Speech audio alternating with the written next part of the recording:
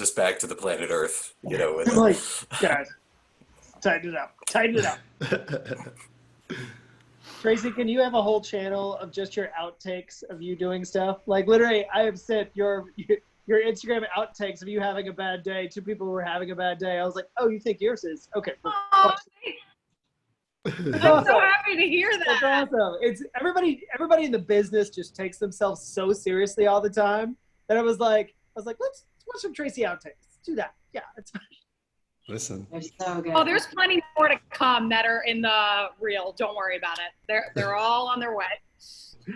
If you haven't, by the way, anybody in the room, just make sure and check out her Instagram and just do the outtake parts. They're just hilarious. They're just awesome. The outtakes is my absolute favorite. I've said it before, Tracey. I'll say it again. I love those outtakes. You're muted, I think, Evan. Your outtakes are so good. Don't even bother shooting the real video anymore. Just all outtakes all the time. Listen, people have YouTube careers based on that. There's a child who's like a multi-millionaire from opening up things. So yeah, I feel like there's more jobs out there. They're just waiting. That guy's no joke, man. I only buy stuff that kid opens up. It's got to be for reals. We sent him a bottle of Wyoming the other day, and the kid freaked out. He was so psyched. What was he like? Best. It's my favorite. The Darcy internet sensation of him walking around his house staring out windows. With dog staring out windows. Ah, yes. That's a pretty black lab. Window. Hello, pups. Oh, see? Have dog will stare out windows. I just follow after her. All right, and we are live. What's going on, everybody? How are we doing? Hello. Beautiful. So, welcome to the New York edition again of the Digital Speakeasy, coming to you live from Westchester, New York. I'm in my new gigs, got in my new backdrop going on. I'm very, very excited here. So I got my Highland Park Valhalla shirt on. Very pumped for the crew that we got today as well. We have Miss Allison Torres. Where are you, Allie? I want to go ahead and highlight you. There she is. Say hello to the Digital Speakeasy, Allison. Hello, everyone. Welcome. We have the lovely Miss Tracey Eden. Go ahead and say hello, Tracey. I think your screen just went blank for me, and you might be muted. But there you are. Look at that. I'm here. Hey. Look at that beautiful face and that lovely hat. Love it, love it, love it. And we have the handsome as ever, Mr. Story, a.k.a. Greg Charlemagne. Say hello, Greg. Hello, everyone. Beautiful, beautiful. So very excited to talk to you guys today. Theme of this is Highland Park stories. So I love the brand Highland Park. It's super fun. And the best part about it is its heritage and its Viking nature. And you cannot even begin to start talking about Highland Park whiskey without going into the full history of it. It's like, oh, it's 2 different barrels. It's smoky, but it's not too smoky. It's actually just sit down on the titles. So that's why I love Highland Park and everything that goes along with it. So with that, I wanted to bring some awesome storytellers and talented people from our industry to come out here. And obviously what we're doing here, we're raising our money for the World Central Kitchen. So for you guys that don't know of this, we are going to be able to double match our donations for up to $50,000 for the World Central Kitchen. This is a foundation that was started by Chef Jose Andres. It's absolutely amazing. I think they were on one of the first episodes. Guys that were working towards it were on one of the first episodes where we got the idea. And I am going to put the link inside of our chat for you guys to go out there and check it out. There's going to be a lot of plugs for donations throughout this show. So go ahead and choose which you want to sprinkle the love onto. But it's a super, super cool organization. It's money that we're able to match and give back to the community with. So without further ado, I am going to explain to you guys my favorite story from the industry. And the bar that I worked in was called Whiskey Park. It was on 59th and 6th, right next to Central Park. And with that, I would see an eclectic group of people. You would see a lot of people with money, but then you would get your sprinkle of celebrities here and there. And the celebrity stories were always my favorite. One of which is when I texted Ashley that Mark Cuban was sitting at the bar, and she came up to the bar and she goes, "Where's the basketball guy?" And someone says, "Hi, I'm Mark Cuban." That was pretty good. But Cuba Gooding Jr. is by far my favorite story from Whiskey Park. It's a really busy night in the wintertime, and we have these high top tables. And there's a group of like the Finance Bro Army is there with their Patagonia vests and whatnot. And there's around 12 of them right in the center of when you walk in. Cuba Gooding Jr. walks in, and they're like, "Oh my God, it's Cuba Gooding Jr." He's like, "Nope, it's not him." That's weird. And now he's like sizing them up. He's looking. He goes in between one of them. He goes, "Still not him." And he goes in. "Still not him." And he does it to each one of them individually. He goes, "You got it? It's not him." He turns around and he comes running back and he jumps up on their shoulders and goes, "Show me the money!" And they went bananas. The place lit up. So in terms of service stories, that is by far one of my favorites. I never laughed so hard in my life.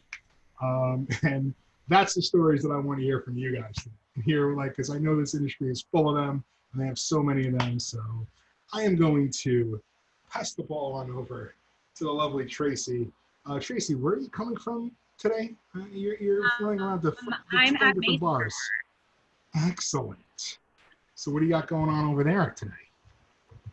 I'm at Mason Jar right now.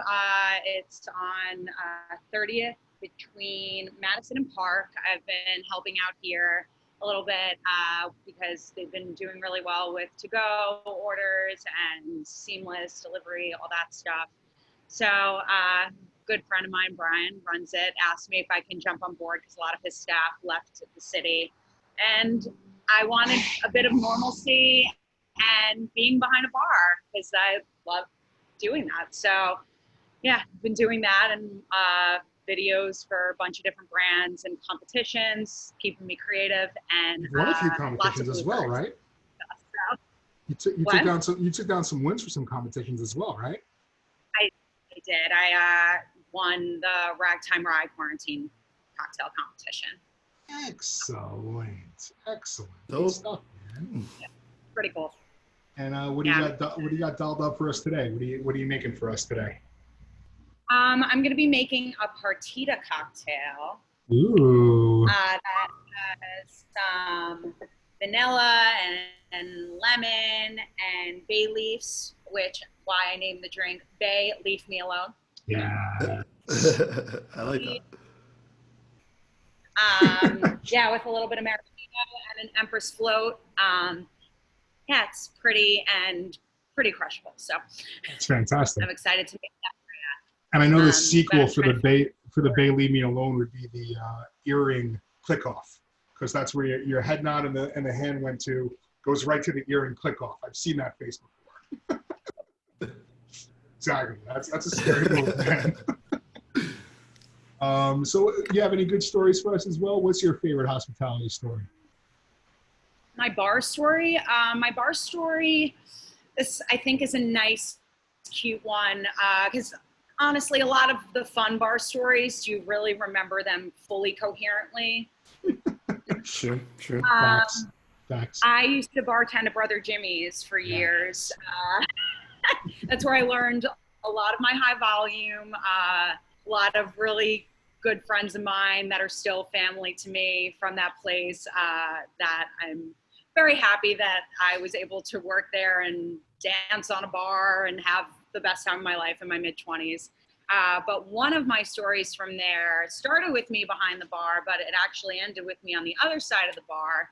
It was Thanksgiving Eve. This is 2015, so almost 4.5 years ago, where I was on call to bartend, and I started when it was dinner rush, but ended up not needing me because it was pretty quiet. And I was texting with this guy that I was starting to talk to from online dating, and I didn't really want him to come visit me at the bar. I didn't, want to see him to see me in my place of work, because what if it doesn't work out? That's kind of awkward. he ended up convincing me to be like, yeah, I live nearby. Like, why don't I just stop by? And I was like, sure, why not? And I ended up going on the other side of the bar to sit with him, where I didn't have one drink for about 4 hours, which is a long time for me. You know, it's just so engulfed in conversation. And, you know, it got where we just like, there was just so much there. It was like, this just is weirdly flowing so well. But jokingly, I was like, you know, I don't want you to see me where I work, and I thank you that you came, but like, this is really weird for me as a first date. So maybe this is just like our first consultation to see if we like each other, and then we can go on the first date, which we went on Black Friday, so like 2 days later.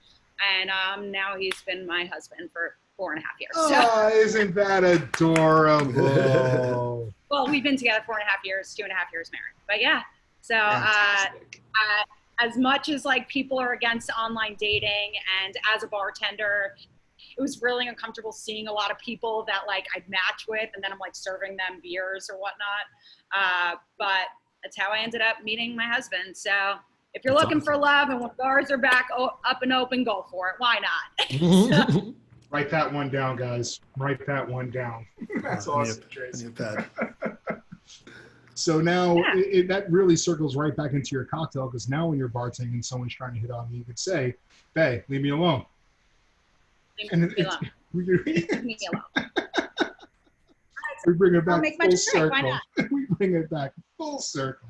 I love that story, man. That's really cool. All right. So we're gonna start with some lemon juice. Gonna do a 1/2 ounce, and then I made. You know, I want to use things that were already in my apartment. Actually, in the ragtime cocktail that I won for, I found vanilla beans that were in the back of my cabinet that were dried up. So I made a vanilla bean simple syrup with it, which I still have some. So we're using that today too. Yankees, how you doing? What? I said Yankees, how you doing? I like it. How you doing? A 1/2 ounce of that as well. Some bay leaves. Ooh. Yep. I'm going to take 2 of them and drop them right in. And because they're dried up, it's going to break up as I'm shaking it really nicely. So we'll double strain all that stuff. A little bit of maraschino liqueur, just a 1/2 ounce.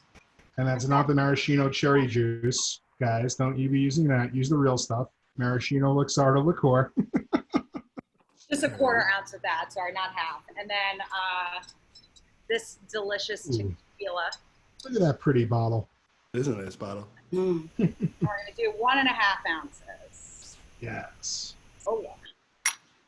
And let me grab some ice. And For the fun part, the shake, shake, shake. Good form. Best hat in the game right now, too. Still got it. Still got it. So Tracey, I am like, that was perfectly, you were so well spoken and really delivered it well. And I'm disappointed because I was getting ready for a live outtake. I was so excited. how's that? Good? It made up for it, yes. All right, we got our glass with our big rock. I'm going to get some of the water out of it because it's been sitting. And we'll double strain this. Hey, I'm not done making the drink, so it's totally possible. I'm sorry. Sorry to jinx it too early. Could still go downhill. For those of you guys that don't follow Tracey, I highly recommend that you do, because her outtake videos are absolutely hysterical. And she's been putting out some gems lately. So go ahead and give her a follow if you want to plug your social media account, Trace. Sure. My social media is Tracey_Eden, Tracey. Cool. Yes, you got it. Yes. Nailed it. Tracey_Eden, like Garden of Eden. And that's me. So then I'm just taking some Empress gin and gonna float that right on top. Ooh. And tell us a little bit about that really pretty Empress gin. I understand that you have a lovely relationship with them. I do, yeah. I want a bay leaf as garnish. Yeah, Empress, it's gin from Colombia that is naturally infused with butterfly pea blossoms. So that's what gives it this gorgeous indigo color that changes with acidity, which actually I'll show you. I mean, the drink looks cool with it floating on top, but as you mix it, it'll become more pink and magic. That is So beautiful. it's really clean tasting gin that's not super junipery forward. So it's a nice gateway gin if you're like afraid of that pine smell, but also looks beautiful in drinks. And I love working with it because it has performance quality to it, which I love, obviously. And it's it. And purple's my favorite color. So it all works itself out. And look at those fun facts. We share the same color. Look at that. I'm with you. That's awesome. Man. I love that brand too. It's so awesome. And it is gin season for me at least. I love it in spring, summertime. Nice little G&T. Can't go wrong. But thank you so much, Tracey. That was delicious. And do you have a little virtual I'll tip? let you know. Hold on. Oh yeah. Let us know. Let us know. Yep, I'm good. This is delicious. Bye. If you want to plug your little virtual tip cup as well as the World Central Kitchen, but we're taking care of everybody. Yeah. It's the same as my Instagram without the underscore, so it's just Tracey Eden. Excellent. Good stuff, man. Thank you so much, Tracey. Yeah. We'll circle back around and we'll come visit you a little later. So we're gonna go all the way out now to the Carolinas, right? Yes, it is. Where exactly are we, Greg? So currently in Raleigh, North Carolina. Raleigh, North Carolina. Yep. You're born and raised there, right? Nope. 4 generations of your family in the same house? No, I knew New York for 30 years of my life. That's where I was born. Moved from the city, upstate. So, I'm not really a city boy. I'm more of a country, upstate, kind of running out in the woods and doing things like that. But this was the first big move. I've never lived anywhere but New York. So this was a big change for us. And it all happened. We actually signed our lease that said that we had to have this apartment on the 13th of March. And you were there June 1. Timeline. June, yeah, that's literally 2 days later is when they canceled the NBA. Yep. I remember that because I was at Keen's Steakhouse. My last meal out was at Keen's. I'm like, oh, they canceled the NBA. This is real. Exactly. So we're like, what a time to move. Yeah. And you're in the service industry as well, right? Yeah. So over in Yonkers, I was working at the Cheesecake Factory, which is, as much as it is a chain, you have a lot of people, guests included, that would compare it to Applebee's or Fridays or things like that. And not that there's anything wrong with those places, but we are a scratch kitchen. So there's a lot going on at this restaurant that even me, I didn't really know going into to get a job there. So there's a little bit of TLC, and it's not just burn and turn, so to speak. Yeah, you go in and you're like, oh, I want some fried mac and cheese, but there's someone in the back rolling that fried mac and cheese to make it to order, So I respect that guy. Yeah. I also respect whoever's making those buffalo bites, like fried wontons. God bless that person. Those people, they work, 5 a.m. making those things. So alongside of being in the hospitality industry, you are also a musician, a very talented one, if I must say so. And I've seen you perform several times, actually at venues, but also sitting at home in between drinking games at the house, which is great. Exactly.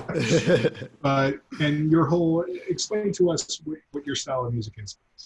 Yeah, so I grew up, I like all types of music, and I know that that's kind of like oversaid.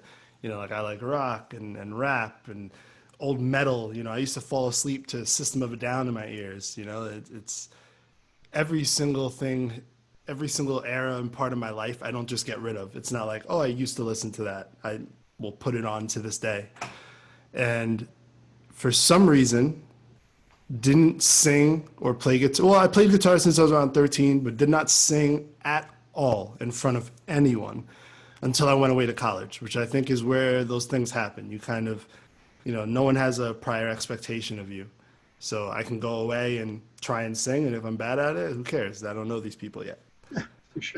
So, it wasn't me. It wasn't at my own fruition. It was the people around me that kept saying, like, no, you got to keep playing. You got to do this. And, after a couple of years of that, you feel like, okay, maybe, I'm having fun doing it. Why not pursue it?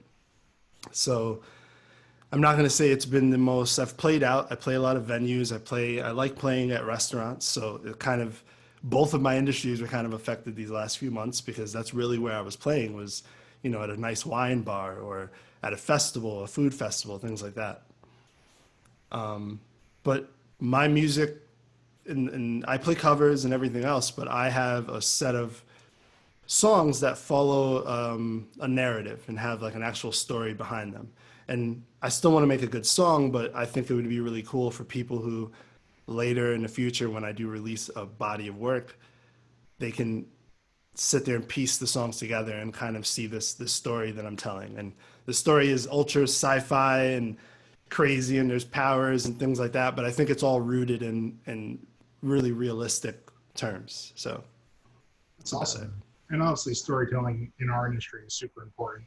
Yeah. For the editing folks that are on here, that's all we do. All we do is tell stories about brands and try to tell them. Obviously, Tracey telling the lovely story about how she met her husband, me giving you a finer way of looking at Cuba Gooding Jr. But especially now with what's going on in the world, we have a lot of stories to tell. We have get a lot of words out and educate the people of what's going on in this time. So, but it's important. So I know you're not going to tell us a story in the way that I have and the way Tracey has, and you're going to show us in a different way. So I'd love to hear your first story through your guitar. See what song you got lined up for us in the first bit. Sure. So I've thought about for a while now how to, because it's such an in-depth story, I want to just give a nice basis for it, but not bog you down with details. But let's just say lay it in, baby. Lay it in. Well, it follows a main character, and I know this is going to sound pretty sparse, but he wakes up without any memories of his past, and he's kind of relearning about the world. But the interesting thing, and it's very much, I always liked, the Jason Bourne movies where he, doesn't remember anything, but can remember how to destroy people and has all these powers still, or not powers, but he has all these abilities still. I think it very similar to that. This character knows how to speak every language in this world, that is. And he's kind of seeing things from that fly on the wall. Because he doesn't have any prior expectations, he's seeing things for what they are. And he starts to see some things that are happening to the friends that he starts to make. And he decides, hey, I'm going to go talk to the person in charge. And really, this is like a story that's a filler for that moment. So, and I think it has some prevalent lyrics to right now. So, like to. We have a name. Or are we gonna get the name after? I have a name for the second song. For this one, I really don't. So we can call it "On the Streets." Excellent. There's a reason. So yeah, I'm gonna take off one ear like this so I can hear myself and. Do your thing, man.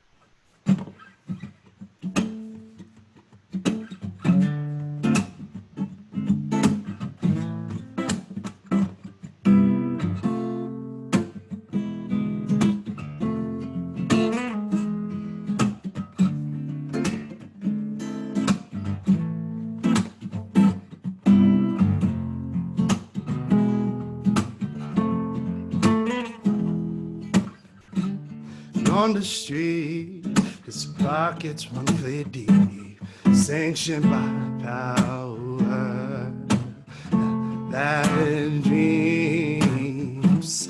And honestly, he's a law and order beat, never dying by bad dreams or lying, don't you know? Intolerance breeds intolerance. World unhindered by the past tense. No, now everyone will see this way. You and and I will fall far. And on the street, his pockets monkey deep, sanctioned by power, yes, money. And on this slaves, a lawyer not to be forgotten by dreams or lie. Don't you know? Intolerance baits intolerance. In a world unhindered by the past tense. No, not everyone will see this way. You and I will fall. No, not everyone will see the better side of me. You will never be alright. You just stand there high and tall and decide to decide. You will never be alright. Whoa.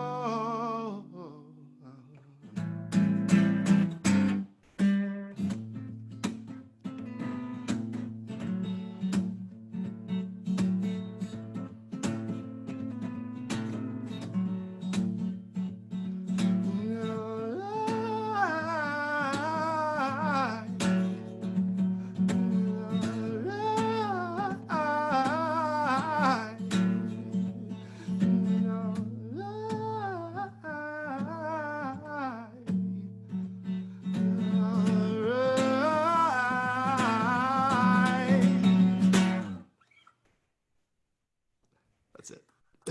Yeah. Woohoo! Thank you. I'm there. That's fantastic. And Thank you so much, Greg. Yeah. Thank you guys. But are we going to get some illustrations with Julie's brother to go along with that story? Because that sounds like it'll be a lot of fun. Listen, man, it's actually pretty awesome. I finished the logo. This has been a long time coming.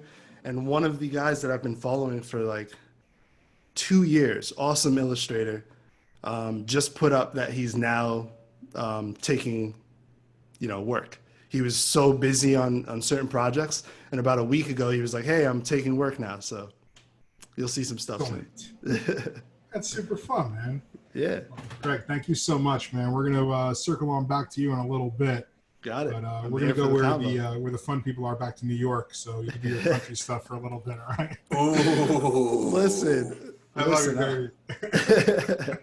Don't rub it in, man. It's tough to leave New York. You got to be sensitive. You got to be sensitive. Listen, it's all right. I'll just stay here with my cheaper rent, Touche. Well, I'm just jealous.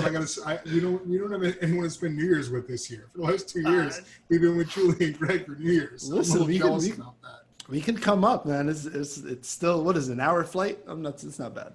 We'll make it happen, man. We'll make it happen. Thank you, bud. Of course. So coming on back to New York City with Johnny Cash himself, reincarnated, the lovely Miss Allison Torres. What's going on, Allie? How we doing, man? Hello. We're doing good. As good as we can, I guess, right? Absolutely. Wild stuff, but always a bright aura coming off of you and things to say. So I look forward to hearing your storytelling right now. But also, you got a pretty cool story that just following you and your boyfriend on social media, you guys have a lot going on. I'm sure that you guys are switching up your rooms. You got lives going on here. You got calls going on here. You're doing your thing with heavy bags and barbecues. And it's awesome. It's one of my favorite. You got to make the best of a small space. That's for sure. Like people that are like, ooh, well, I hide my laundry over here. I'm like, honey, you ain't done nothing yet. Because we have this apartment around 1,000 times. Like he is a brand ambassador for Beams Tory. So he does what you do. He has to be doing these visual trainings all the time, but it can't look like he's in the same room all the time. So we've used every corner, sheets, posters, you name it, and made it very interesting about 45 different times here. So we're doing it. You guys are killing it. I love it. We're doing it. So I know that I introduced Greg by his title, and I introduced Tracey by her title with American Whiskey and her affiliates. And people were asking what your official title was from the acronym off the flyer. So if you could just let them know what that is.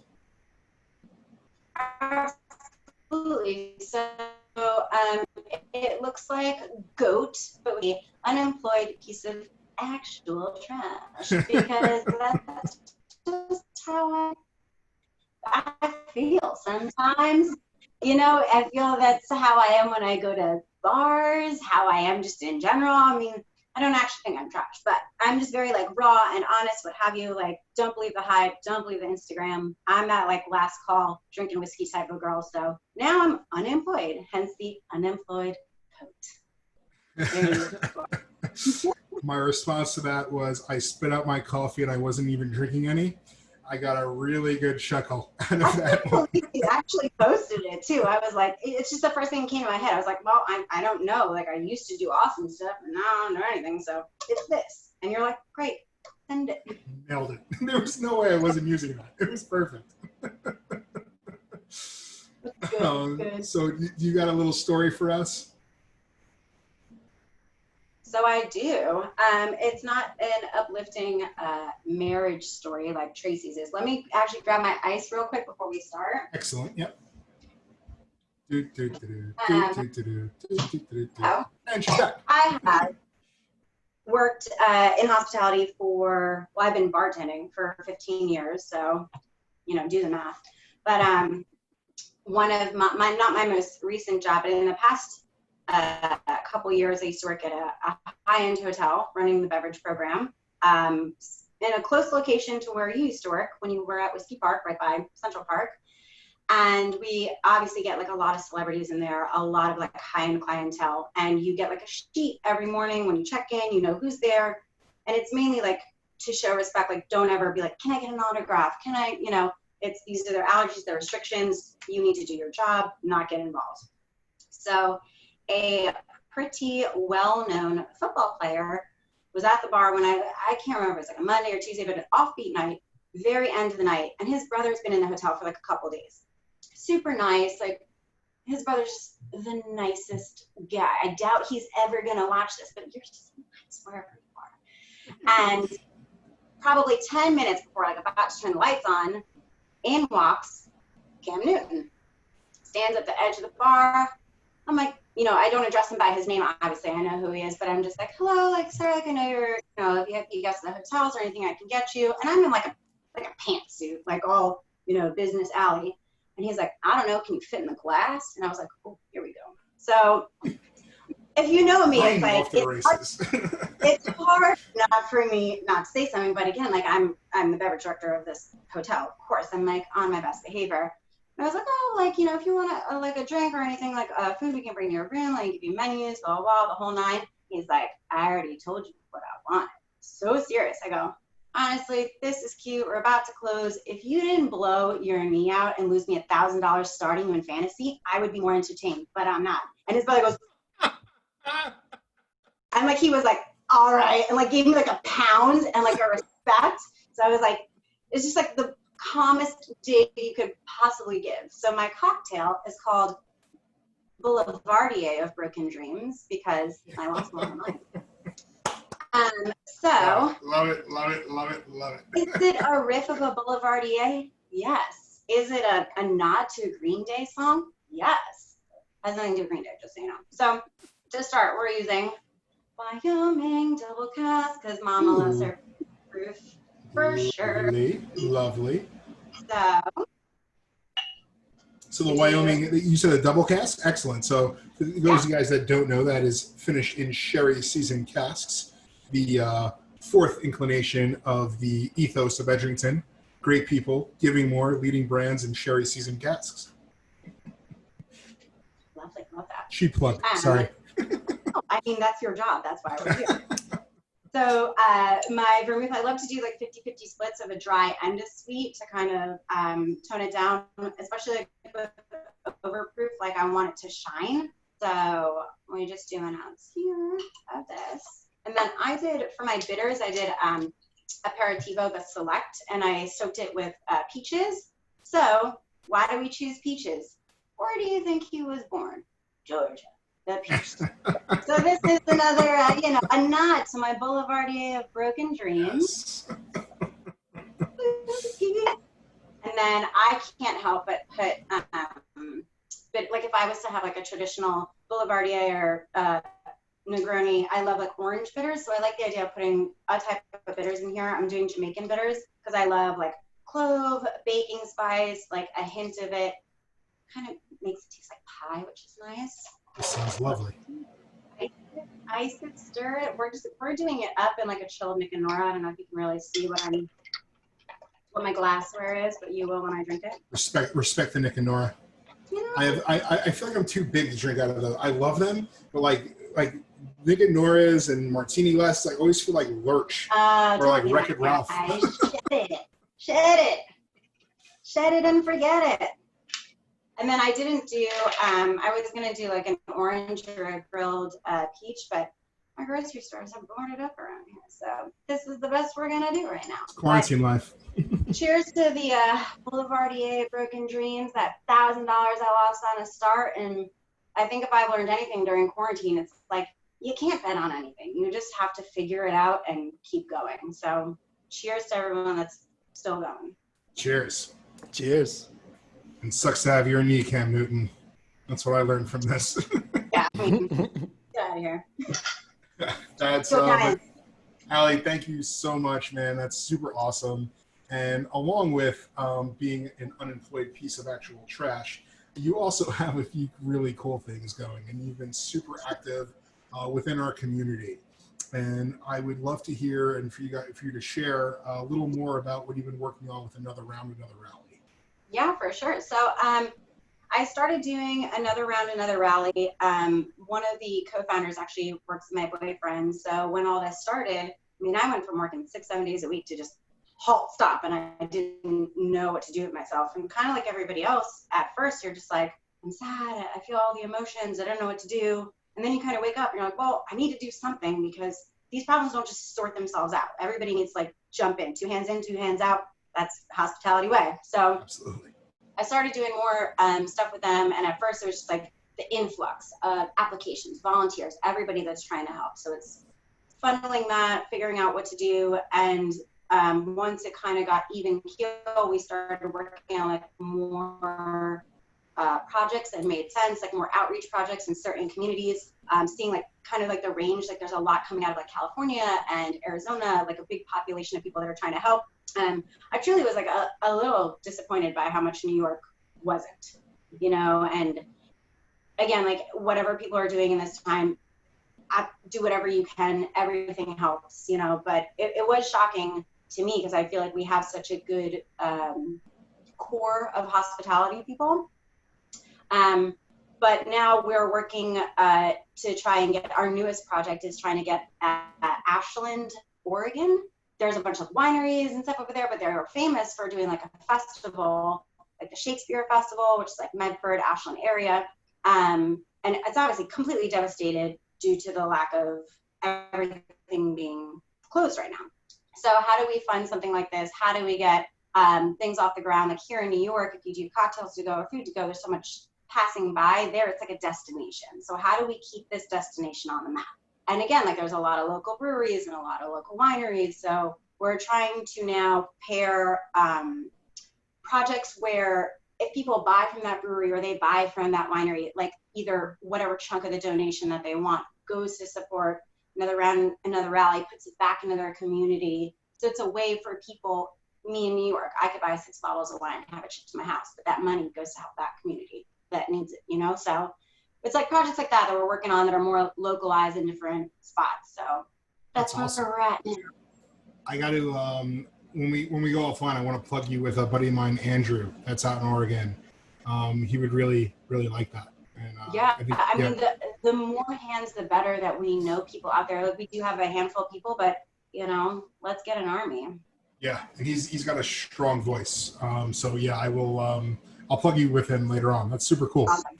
That's awesome. And for anybody that, if you're watching, you're a bartender or you know other bartenders that need a little bit of help, I know we're still reopening, but the new normal is anyone's guess for the rest of the summer. So, and for the guys that don't know the New York market, really not money-making season in Manhattan or Brooklyn during this time of year. So, if you know anybody that's looking for assistance, please go check them out. I know that they have a donation page as well, and we're just trying to sprinkle the love everywhere, guys. So, thank you, Ali. It's so cool. I didn't even know that was yours, and I actually signed up to try to volunteer to see what it was about. I know, I love that. I was the one that vetted your volunteer response. And you're like, hey, whatever can I do to help? And I was like, Tommy! Like, just so amazing. But like a moment like that where I'm just like going through the motions, like it was so refreshing to see like somebody else from New York being like, hey, what can I do? And you're already doing the most. So it's awesome. Cheers to you, man. Cheers. Yeah, we're all in this together, man. We're all in this together. Appreciate you as well. Thank you. So we're gonna move on along. Thank you. I almost called you Tracey. Allie, once again, more tattoos, less hats. Got it. Sorry. We're gonna take the Metro North up a little bit, and Mr. Jer the Bear, how you doing, kind sir? I'm good, man. These bartenders are amazing. Solid crew. They just exude good people. That's the best thing about watching. It's like they're making good drinks, but I'm like just living, like I want to go to their bars. I miss people. I was talking to Bob Cutler in the chat, and I was like, I miss hugs. I just want to hug these people. Like, Tommy, you're the best hugger I've ever met. So I hear great hugs. I miss your hugs. That's good solid hugs. A little grabby for me, but I like that about them, though. That's why. Don't judge me, and you love it. But Jeremy, you have you've been around the industry for a little bit. You have met a few people here and there. Yeah. So, I was racking my brain on like what stories I could tell, and I know we're like name dropping stories. I could tell you about the time that I waited on John Cleese and Al Pacino, and I flipped out. But I'm just to one up Tracey. Tracey, I actually met my wife at a bikini contest at Hooters in 1997. Is that real life? That is true. She was not in the contest, okay. But that is. And we have a picture on our bedside table of that first meeting, the very first night we met, supporting one of her friends who came in second, but she should have come in first at the bikini contest at Hooters. But just 5 seconds ago, I finally nailed down my story, the time I made a martini for De Niro. And, since this is, your show, and I figured a De Niro story might be the better way to go. I was bartending in the VIP room at the film festival, his film festival, and all day, we were setting up, and he was going to be there that night at the award ceremony, and his people showed up, and they said, "All right, who's making the martini for Mr. De Niro?" And I literally was like, "That would be me, sir."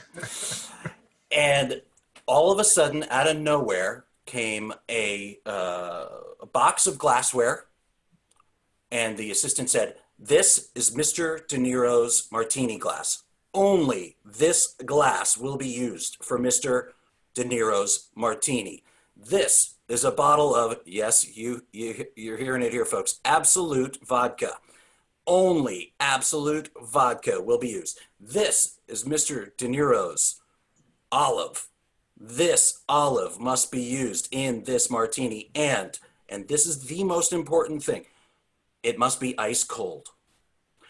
This is about 8 hours before De Niro was supposed to be in the building.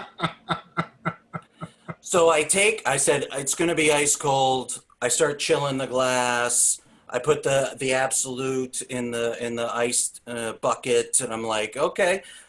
Everybody, I'm working all day. People are coming up trying to grab it. Like, don't you touch that. That's De Niro's glass. That's my glass. Just stand back. That's De Niro's Absolute. And every hour or so, somebody from the De Niro team would come up and go, "Are you chilling his vodka?" And I'd be like, yeah, it's going to be cold, I promise. Went like this all day. Finally, nighttime comes. Someone from De Niro's team comes back and said, he's here. Is it cold?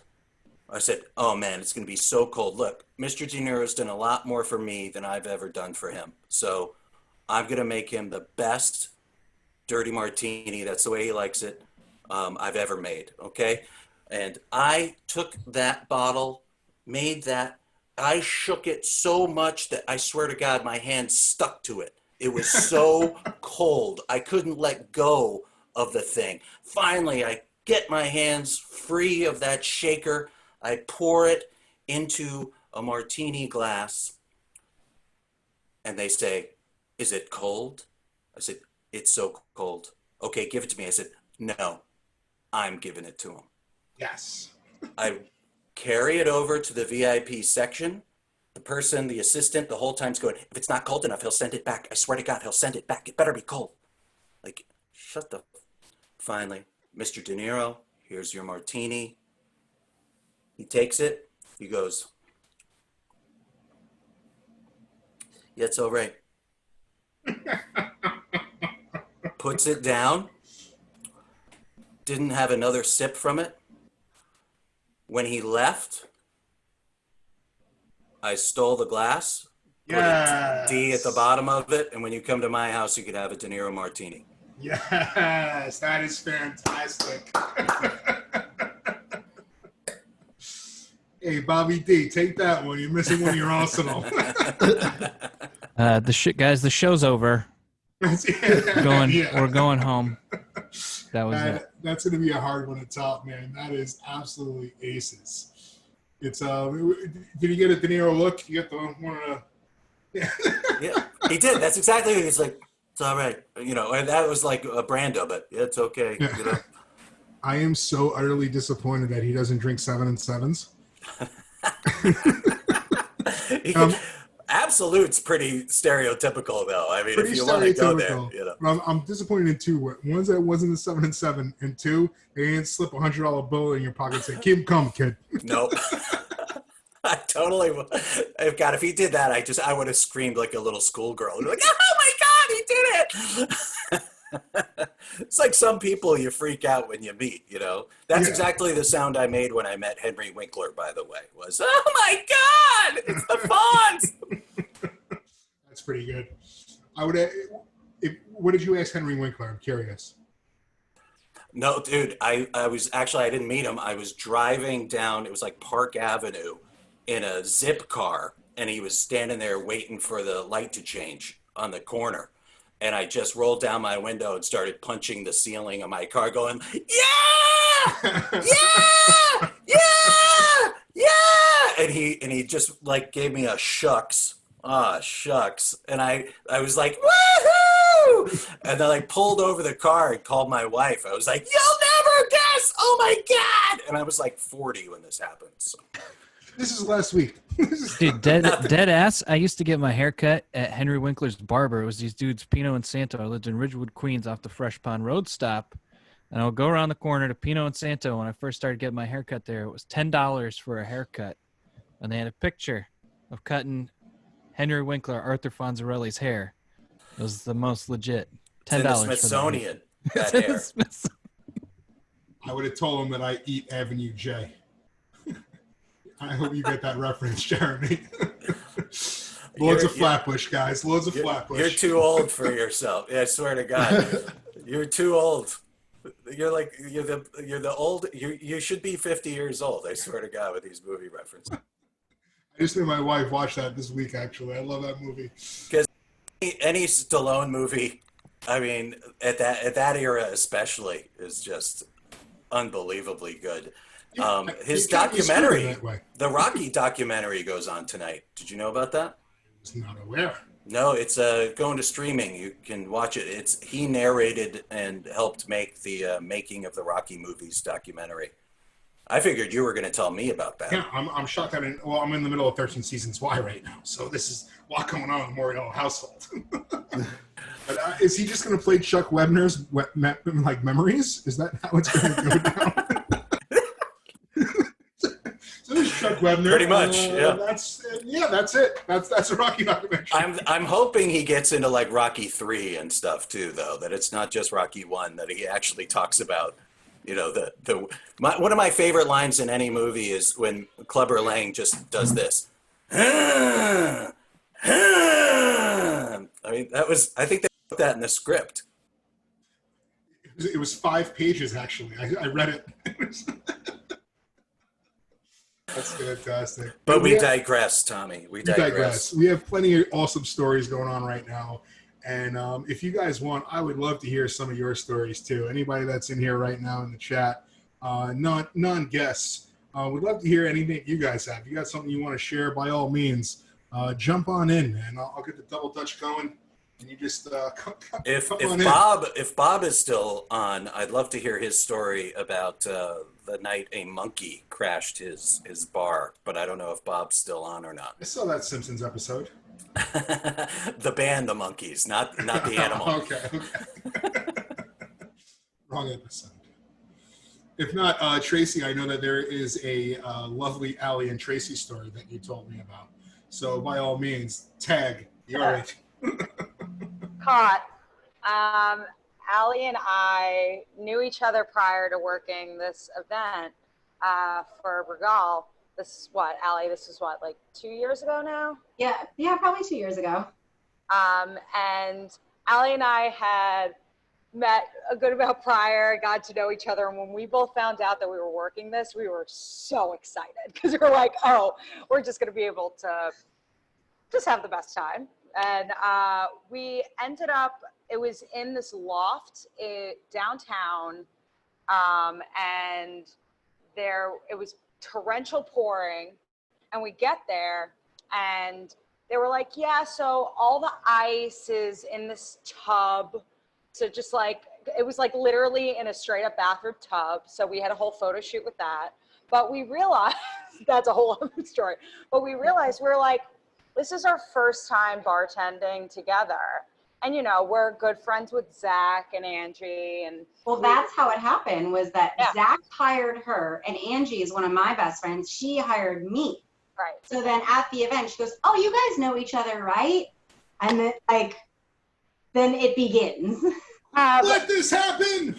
No. This was like a light bulb moment. We were like, oh, we're just going to punk the crap out of them. And be like, we don't get along. Okay, yeah. This is like a legendary story. Like, Angie's like, yeah, she's the best. So I was like, are you kidding me? Why would you ever hire me with Tracey Eden? Like, you're kidding, right? And Angie's my best friend. She's like, oh no. What? I was like, how do you not know? Everybody knows it. The industry knows this. Like, and she's doing the same thing as Zach. So now they're doing this like high-end Regal unveiling, the whole nine, and we're just there like this, watching the whole thing burn.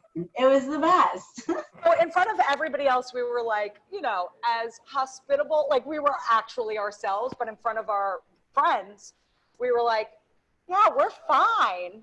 We're totally fine. And then we had ended up admitting it to them, and they were like, say that you let that go for at least an hour, though. Oh, till the end of the event. Yes. Oh yeah, the whole event. I wouldn't be able to do it. There was like a photo booth thing. So at the very end, Tracey's doing her high kicks. I'm holding it. We're smiling. We're like, like. Gotcha. Oh, man. That's all. Yes. Oh, you gotta do what you can, you know. I would have passed out if I was Angie or Zach. I literally would have just collapsed. Like, I wouldn't know what to do. Angie's eyes were the biggest you've ever seen. She's like, you're kidding, right? You're kidding. I was like, I don't know why you don't know this. Like, so. Angie has the biggest heart known to man, as does Zach. So I know that the guilt that both of them must have had because they love their friends so much. Oh, God, that's so good. But that was our favorite. It was that Allie and I were actually so excited to be bartending together. And the fact that we were able to just act our way through all of that. I mean, hey, at the end of the day, if we didn't actually like each other, we did a great job at that event. Yeah. Pretending that we liked each other to everybody else. But it was a really good time. That's it. And then we've been hired ever since to work. fairly confident I don't know any other bartenders that work our events except you two now. So. Oh, that was another thing. The pictures that I got when I asked for flyer pictures from these two were absolutely Immediately. phenomenal. A Bristol one, a Wyoming one. Like, Wash back. Let's go. Like, sorry, God, do we did I already enjoy work it. for you? Or Miss and love you guys dearly. we miss you as well and can't wait to bartend together when life is back. We do like each other, so please hire us together. Yeah. Please. Anybody else?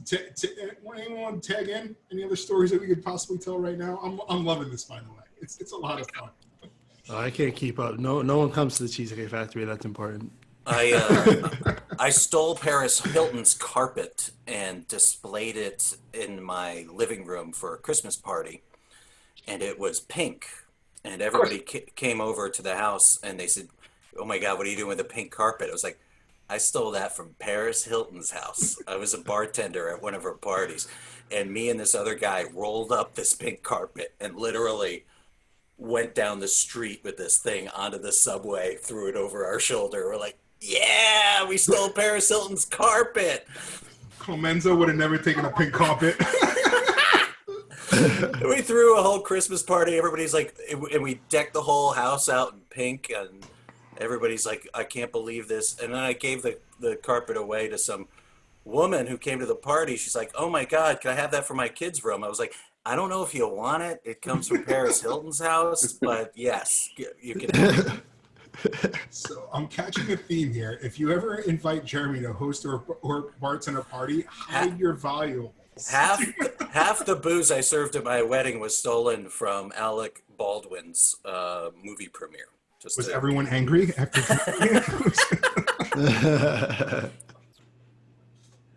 It's amazing. Good stuff. True story. It's true story. But hey, guys, thank you so much for sharing these stories. I really love it. I'm going to share one of my last favorite industry stories before I pass it on to Greg to take it home. But wanted to thank Jeremy, wanted to thank Allie, and wanted to thank Tracey. Your cocktails were phenomenal, and I love the Boulevardier of Broken Dreams or Broken Knees, whatever we're saying with that, as well as the Bay, Leave Me Alone. That's fantastic. It comes with the head nod and the hand, which I love. Sequel being the earring clip off. But going back into launch events, and this was actually the first time that I saw what brands could do. And I worked at Gerber Group, and we were launching Caliche Rum for Randy Gerber. Before he had Casamigos, he had Caliche. So turn the place into this wild-looking joint. We have so many people out there, private security, the bar is completely packed, and the air conditioner breaks in the heart of summer with the lovely smell of horses coming off of Central Park as well, mind you. So this is the climate that we're in. And Tommy, being Mr. Positivity, is trying to keep it all up. You know, hey, how you doing? Hey, what's going on? Like, trying to keep it somewhere. Ignore the fact that you're sweating profusely. You are sweating through 4 layers of your suit. Disregard that. We're having a good time. So, name dropping once again. It's Randy Gerber, Cindy Crawford, Alex Rodriguez, and Tori Wilson. So I know that he's friends with George Clooney, and this is, I don't know, 7 years ago. I don't know, whatever it was, maybe longer than that. And I was like, oh, is Mr. Clooney going to be joining you tonight? I'm like, no. Well, I was like, would it get awkward between Tori Wilson and Stacy Keibler, right? I didn't realize that if you don't have the mind that I do, I mean it sound like either like someone else slept with somebody else, you know, and like everyone's looking at me like, what? And Tori Wilson laughs. And she was like, no, it's all good. I'm like, come on, guys, one of the biggest feuds, WCW, WWF, they were pro wrestlers together. I'm like, oh, like awkward laughter. He's like, I had no idea where you were going with that, dude. It was just a lull of just awkward silence. Everyone looking at me like, what is happening right now? So, somehow you can get away with it, Tommy. Somehow. Pro wrestling in the corporate environment, that's just what I do, guys. It's just what I do. With the bacon bebe, as the great Dusty Rhodes would say. I bring the bacon. But with that, going to bring it on back over to the handsome Story Charlemagne. And Greg, tell us another story, and please take us home. Sure. First, I got to say, Tracey inspired me. So I pulled out the hat. Yeah. It's over the headphones. It's a new style here. Yeah. Listen, as soon as I saw it, I was like, man, I wish I started with the hat on. Ernest Goes to North Carolina. That's the song. Honestly, it's fitting. But so, I contemplated what to do for this last one. I settled on really just saying like the end of what this first part of the story would be. So the first song was him seeing something and kind of speaking on it. And there's some lyrics in there that I think is kind of fitting for this time. I think overall, the lyrics in the chorus were intolerance baits intolerance in a world unhindered by the past tense. And this is a song I've had for years. It's not something I've written recently. I've had this song for like 6 years. But I think this song is fitting because it's called Retreat. And it's kind of what I felt like I did. I feel like I did a little bit of a retreat out in New York. And you made the right move, kind sir. Yeah. You definitely made the right move. Yeah. So me and my girlfriend, Julianne, we said, let's not invite the fact that we're from New York. Like we were like, let's just, we'll be like, oh, we're from upstate, just kind of tell them upstate, even though we're in North Carolina. So I thought it was funny that this song really was the main character retreating after things kind of fall down. And the way I picture it as a part of the story and the way my mind is working is this song is upbeat. This is a recorded song. I have it complete. It's just a matter of getting it mastered and released. And it's supposed to be an intense song where he's on a ship and he's trying to flee. If you picture a pirate ship, I guess, in your head, and he's trying to flee people who are chasing him on this ship. And yeah, I'll leave it at that. Excellent. This one's called Retreats.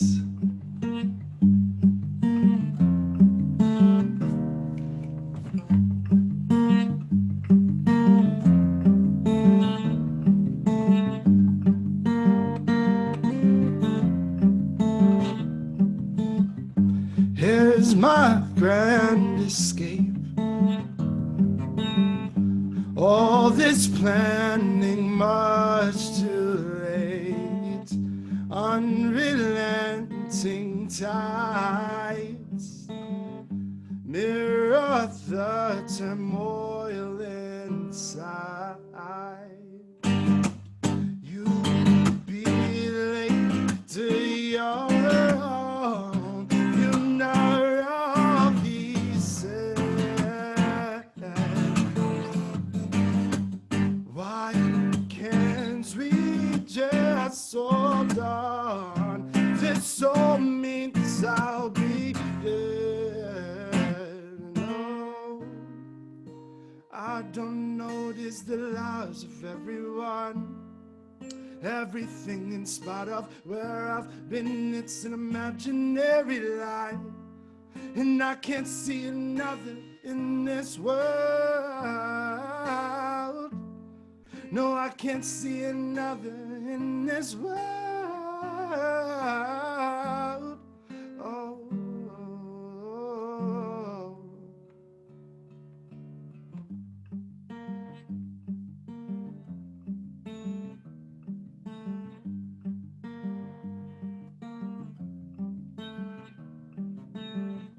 On this barren ship, time is fleeting. All the lies I've told and here has my only friend, dear misleading lie. Again, you be late to your own funeral, he said. Why can't we just hold on? This all means I'll be dead. No, I don't know lives of everyone and everything. In spite of where I've been, it's an imaginary lie, and I can't see tomorrow in this world, and I won't see nothing in this world. Oh.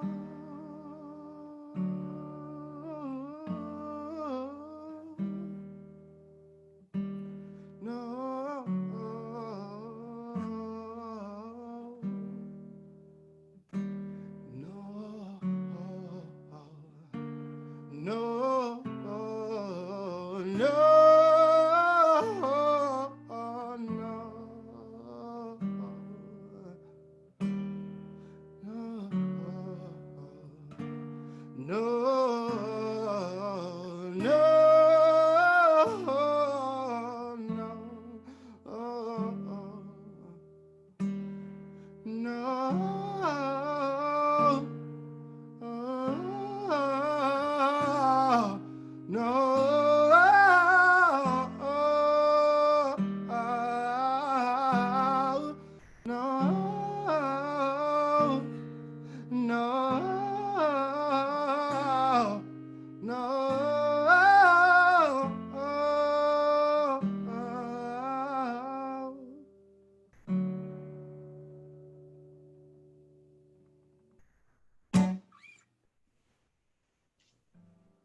Thank you. Like, that is awesome, man. Absolutely, Nice. absolutely I did awesome. not hear it. I'm just gonna be honest. Say it again. I said it was weird to see a bunch of people clapping and not hear it. Yeah, I try to unmute everybody. Sorry. Silent disco. The silent disco. But hey man, it's funny. I've seen, like I said earlier, I always see you perform, and whenever you pick up the guitar and start singing, literally, like, I just find myself smiling. Even with serious matters or whatever is being said, just love how talented you are. Love that I'm friends with you, and can't wait for the future, man. It's super, super awesome. Thank you. I do appreciate it. And honestly, could I tell one? Do we have the time for like Get a involved, minute? baby? We got all the time. Well, 6:30. I'll get yelled at because Ashley has a lie, but we have till 6:30. So I thought it'd be cool to say, because honestly, we got to travel because of you guys, and we got to go to your wedding, and we went to New Orleans. It was our first time. And the two things I'll say is, if I were going to tell a story, because cheesecake is cheesecake and I don't have stories like you guys, I think one thing, it was dope going to a place where prohibition really was affected by it. Talking about speakeasies, we went to a distillery called 73 Distillery. I think it was something along those lines. And they spoke about all the different underground, businesses that kind of opened up due to the Prohibition era. And that was one of the coolest things that I think we've ever went to. Being able to try all the liquors, being able to see, the landscape on the walls inside of the place had like a map of all of New Orleans. And it gave you a sense. And again, they were telling really deep stories. So it gave you a sense of how big Prohibition was at that time, and how actually scary and how ballsy the people were that had these speakeasies at the time. So I thought that was incredible. And along with me playing music, I will say one of the things I'm very glad I did was get on that stage after 12 hours of drinking with you guys. Oh, Lord. Maybe a little more. Maybe a little more. And sing a song at an open mic at 12:30 at night. And it's still on my Instagram. So if you guys want to follow me, Story Charlemagne on Instagram, you're going to see a clip of me awkwardly singing Tennessee Whiskey. And it's this man, Tommy, that pushed me up there. Because honestly, I would not have done it. Nothing in me would Physically have gone on that pushed. stage. Yes, that's a fact. It was Physically. open mic night at our actual wedding venue at 3090 on Frenchman Street. And we were also with our friend Melissa, who was on my last show. Who was awesome. She was fantastic. Typical New York goo. Like, corporate Tommy had left 5 hours before.